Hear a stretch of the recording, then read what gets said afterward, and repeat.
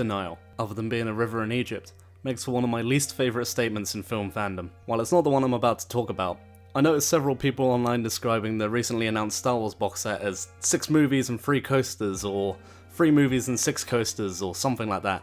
To that I say, why are we being so mean towards the Ewok movies and the Clone Wars movie? True, much like that generational difference. Seriously, it's crazy that the coaster joke can mean completely different movies to completely different people. There's another statement involving a denial of movie canon I dislike even less. There are only 3 Indiana Jones movies. Breaking news everyone, there are 4 Indiana Jones movies. Believe it. Raiders of the Lost Ark, Temple of Doom, Last Crusade, and The Adventures of Tintin: The Secret of the Unicorn. Yeah, there's quite the gap between it and Last Crusade, 22 years in fact. It's not the years, it's the mileage. But Spielberg embraced the new technologies his peers were using, and has created a true work of art that's sort of gone under the radar lately. For all intents and purposes, no, Tintin is not in the Indiana Jones canon. It's based on the beloved comic books by Hergé, and that, coupled with the help of Peter Jackson and 2.5 talented screenwriters, you get something that stands quite well against a perfect trilogy of adventure movies. Seriously, you just need to see Tintin to believe it. It's a really good movie, and you'll see what I mean when I say it shares the DNA of Indiana Jones to the letter. Great snakes! Why did it have to be snakes? Whether it's the small visual cues such as our hero's storied past, or bigger moments that feel like updated retreads, Tintin is Spielberg doing what he does best, all while tipping his hat to the past. Not just Spielberg, but our other creatives get their own little hat tips too. Peter Jackson has an Andy Serkis character introduced on a boat. Edgar Wright's frequent collaborators Simon Pegg and Nick Frost star as Thompson and Thompson. Even Stephen Moffat gets to use Tintin's housekeeper for a joke. A man's been shot on our doorstep!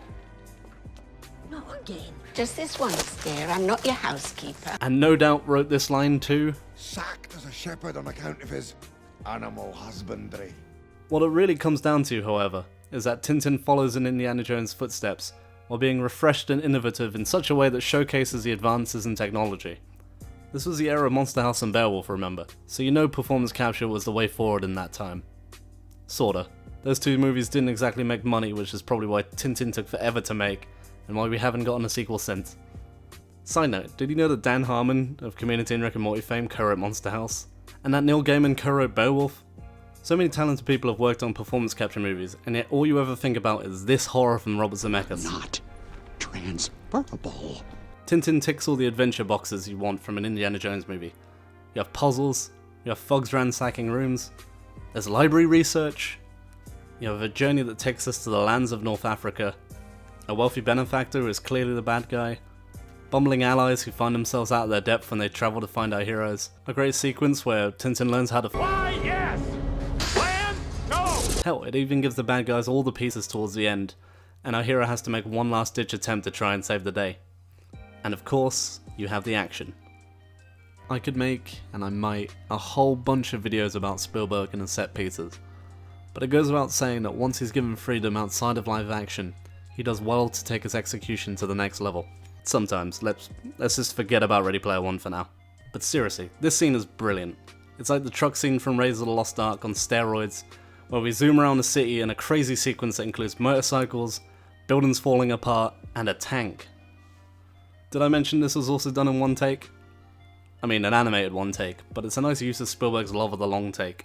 Tintin is a fun visual feast that Spielberg rightfully makes into his Indiana Jones for kids. Some Tintin puritans may have a field day with this movie, but personally I feel The Adventures of Tintin is a wonderful beast in its own way. It embraces Tintin canon, and it also plays about with it. Spielberg knew exactly how to inject this filmmaking into this classic comic book series. Having said that, I do have some thoughts. Really? My friend here thinks it's fine the way it is. All the hallmarks of Spielberg and India here, but with none of the horrors. In fact, this moment is brilliant.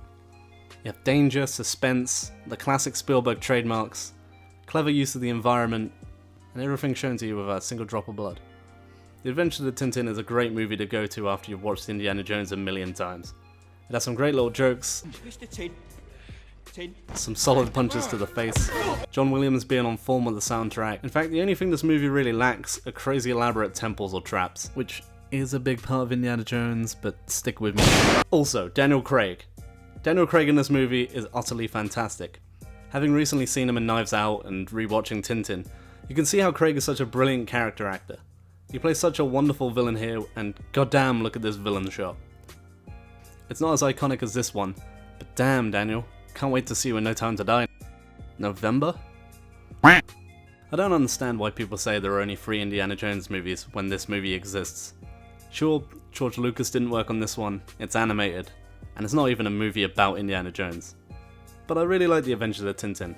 It's the perfect spiritual sequel. It scratches that itch for someone who enjoys Indiana Jones as much as I do. A franchise so good I own it on Blu-ray, and I own it on DVD, and what's this?